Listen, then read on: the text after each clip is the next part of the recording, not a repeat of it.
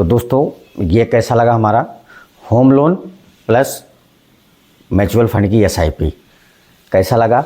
इसमें आपको home loan zero यानी आपका घर जो है 20 साल बाद आपको 0 रुपये का हो जाएगा। जो आपने कीमत उस पर पे की है ना वो 0 हो जाएगी और आपका घर जितने में बिक सकता है उस समय की जितनी वैल्यू होगी 50 लाख 60 लाख 80 लाख 1 करोड़ जो भी कीमत होगी वो आपका अपना होगा, यानी कि आपको घर वो मुफ्त में मिल जाएगा। नमस्कार दोस्तों, आप सभी का स्वागत है एक बार फिर से एक नए वीडियो में। तो दोस्तों अगर आप होम लोन लेने के प्लान कर रहे हैं, अपना खुद का घर बनाने का प्लान कर रहे हैं, तो उसके साथ साथ में एक चीज़ हम आपको और सजेस्ट करेंगे कि होम लोन के साथ साथ में आप 5,000 रुपये की एक एसआईपी ज़रूर करिए, क्योंकि आपका होम लोन होगा 20 साल का, जिसमें आप लगभग 50 से 52% 53% तक आप उसमें जो है आप इंटरेस्ट पे करेंगे। अगर उसी के साथ आप एक एसआईपी शुरू करते हैं 5,000 रुपये की, तो एक चीज़ हमेशा दिमाग में रखिए कि वो होम लोन जो है आपका 0 हो जाएगा। हो सकता है कि जो उसकी एसआईपी से आने वाला रिटर्न है वो होम लोन से ज़्यादा आपको प्रॉफिट दे के जाए। आपका घर मेंटेन रहेगा, प्लस आपने जितना खर्च किया है उससे कहीं ज़्यादा का आपको रिटर्न आपको एसआईपी से मिल जाएगा, यानी कि म्यूचुअल फंड से। तो दोस्तों आइए आज इसी पर बात करते हैं और आपको एक बहुत बढ़िया कंपेयर करके बताते हैं कि अगर आप होम लोन ले रहे हैं, होम लोन के साथ में आप एक म्यूचुअल फंड की एसआईपी ज़रूर करिए, जिससे आपका होम लोन जो है वो 0 हो जाएगा और आपका घर फ्री का होगा, प्लस आपके पास कुछ पैसे एक्स्ट्रा में भी होंगे। तो आइए देखते हैं, आपको लेके चलते हैं अपने कंप्यूटर स्क्रीन पर और आपको हम दिखाते हैं कि होम लोन के साथ में 20 लाख का होम लोन हो और 5,000 की मासिक एसआईपी हो तो 20 साल में बेहतर परफॉर्म कौन करेगा। यहाँ पे हम आपको दिखाएंगे कंपाउंडिंग का जो जादू है ना, चक्रवृद्धि ब्याज का जो जादू है वो यहाँ आपको देखने को मिलेगा, ज़बरदस्त वाला। तो 20 लाख का होम लोन बनाम 5,000 मासिक एसआईपी 20 साल में कौन बेहतर करेगा। अब आप दिखाते हैं हम आपको कि एक तरफ है गृह लोन और दूसरी तरफ है म्यूचुअल फंड। दोनों विकल्पों का संक्षिप्त परिचय दें अगर, तो ऋण आपका 20 लाख होगा और ब्याज दर होगी 8.5% प्रतिवर्ष और साल होगा 20 साल यानी कि 240 महीना और मासिक ईएमआई होगी 17,356 रुपये, लगभग यही होगा, थोड़ा कम ज़्यादा। और कुल भुगतान आपको करना पड़ेगा 41,65,440 रुपये और कुल ब्याज इसमें आपका पड़ेगा 21,65,440 रुपये और घर आपका मलिकाना हक मिलेगा आपको 20 साल बाद। वहीं दूसरी तरफ हम आपको म्यूचुअल फंड की तरफ लेकर चलते हैं। एसआईपी मासिक निवेश आप करेंगे 5,000 रुपये, अवधि 20 साल का यानी कि 240 महीना, सेम टाइम पे सेम डेट पे शुरू करिए और अपेक्षित रिटर्न जो है वो लगभग 12% प्रतिवर्ष होगा और कुल निवेश जो होगा वो 12 लाख रुपए होगा और कुल अनुमानित कार्पस होगा 49,95,740 रुपये। अगर आपको ये 12% के रिटर्न देता है तो, अगर यही रिटर्न अगर 15% या फिर 16-17% पहुँच गया, इससे कहीं ज़्यादा आपको रिटर्न मिलने वाला है। लगभग ये पैसा जो 50 लाख हो रहा है ये लगभग 1 करोड़ के नियर पहुंच जाएगा। तो हम उसकी उम्मीद नहीं करते हैं, हम एक एवरेज लेके चलते हैं जो अभी तक का म्यूचुअल फंड का जो अभी तक का स्टैंडर्ड है 12% आपको मिलता ही है। तो 12% के हिसाब से आपको 50 लाख रुपए मिलने वाले हैं। कुल लाभ जो है आपको मिलेगा 37,95,740 रुपये और संपत्ति जो है वो वित्तीय पोर्टफोलियो होगा और इसे आप 20 साल बाद अपने अकाउंट में ट्रांसफ़र कर सकते हैं, यानी कि अपने 20 साल में ये मैच्योर हो जाएगी, अपने अकाउंट में ट्रांसफ़र कर सकते हैं।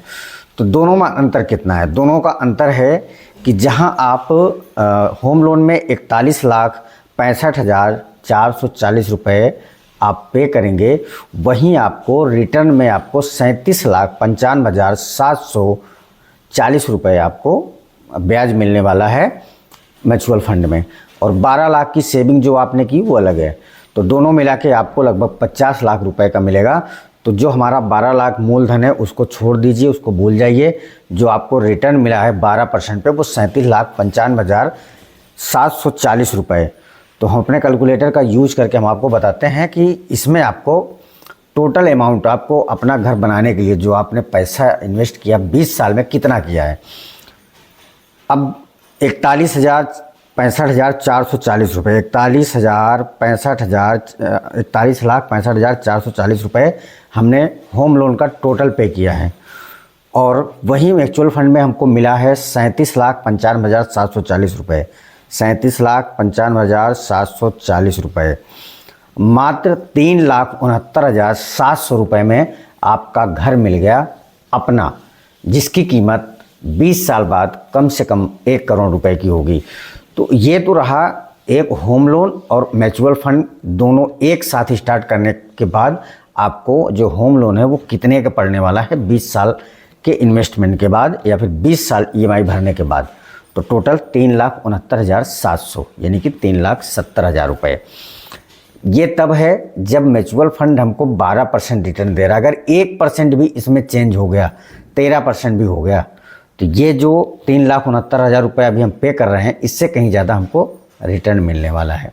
जबकि अभी हम देख रहे हैं कि 12% से ज़्यादा ही दिख रहा है, 12% से लेकर लगभग 20-22% तक। तो हम बहुत ज़्यादा उम्मीद नहीं रखते हैं, लेकिन 12% से अगर थोड़ा सा भी प्लस हो गया तो ये जो अभी 3,69,000 रुपये 69,700 रुपये आप पे कर रहे हैं आप एक अपने 20 लाख के मकान के लिए, ये सिर्फ आपको 3,69,000 रुपये में पड़ेगा।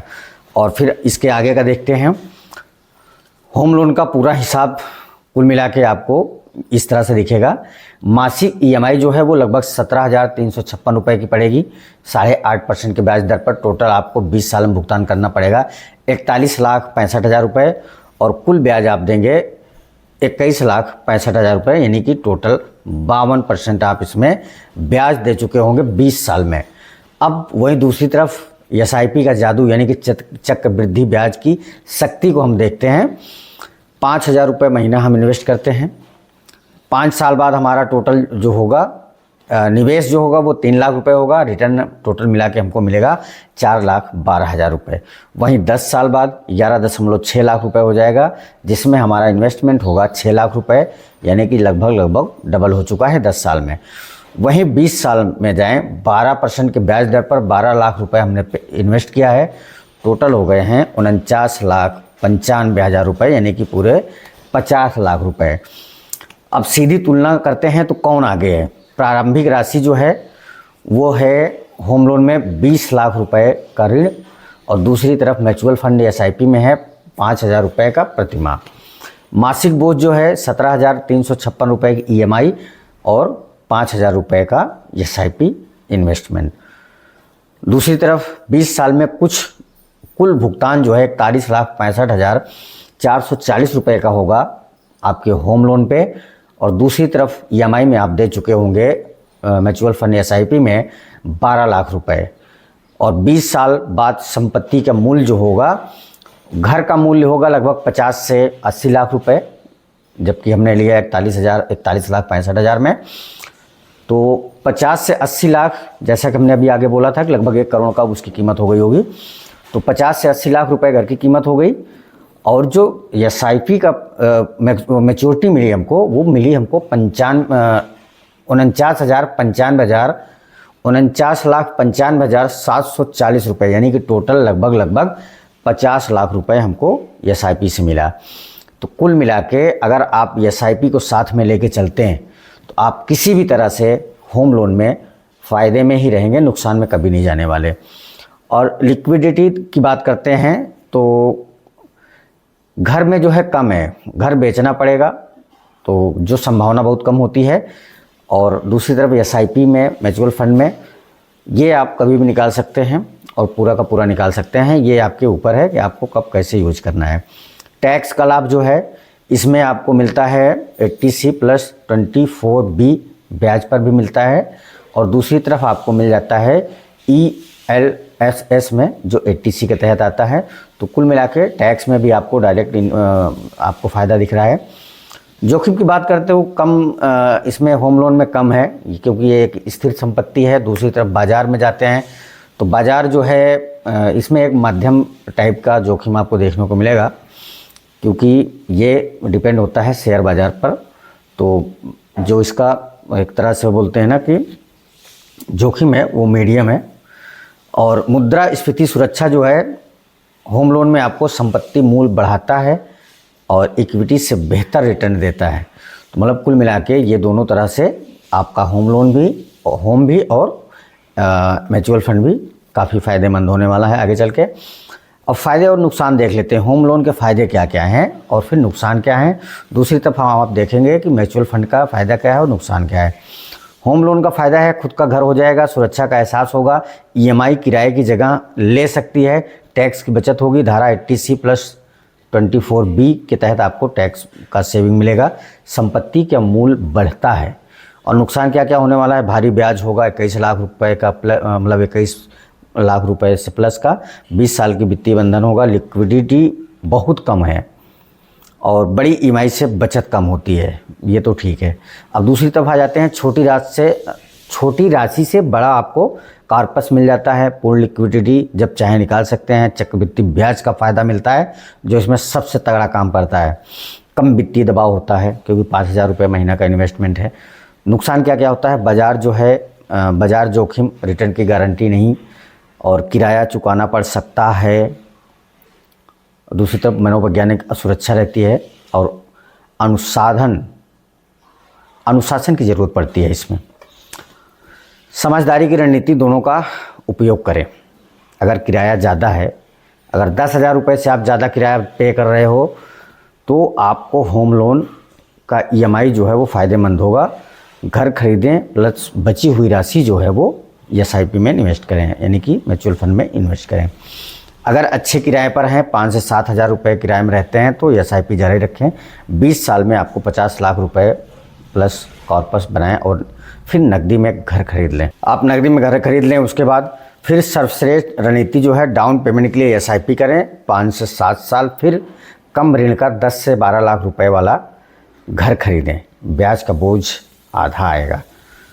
और फाइनल कंक्लूजन में आपको होम लोन चुनें अगर नौकरी जो है वो स्थिर है, यानी कि फिक्स नौकरी है और परिवार के लिए घर चाहिए, किराया EMI के बराबर है, लंबे समय तक एक जगह रहना है तो आपके लिए होम लोन बहुत अच्छी बात है।